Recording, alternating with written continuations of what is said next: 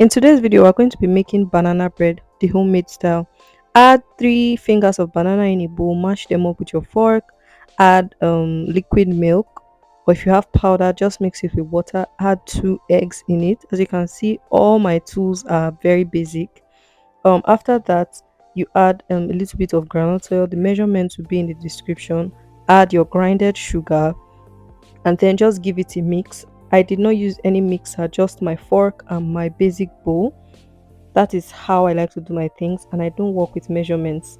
So add 2.5 cups of flour, just normal baking flour.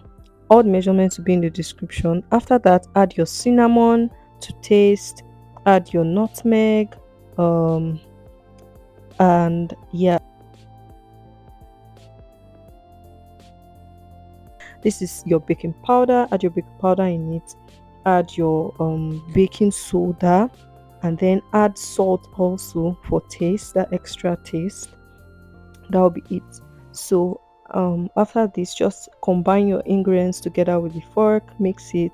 If it's too thick the way it was like this, just add a little bit of warm water, which was what I did, and then you have this really nice consistency. For my topping, I'm using banana slices, carrots, and then coconut slices.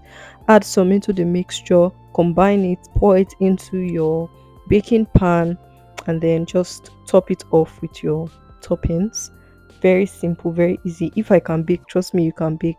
I have a problem with measurements, and that's why I rarely bake. But this recipe is one that does not require you to strictly follow measurements. Just put your pot on the fire, preheat it so that it's warm, and then put something to suspend your pan. Put it and bake it for about 40 minutes to 1 hour. Keep checking. Use a fork. If your fork comes out dry, you know your banana bread is done. Take it off and slice it as desired and enjoy. I'll leave the detailed steps in the description box in case my voiceover was too fast. Thank you for watching. Enjoy.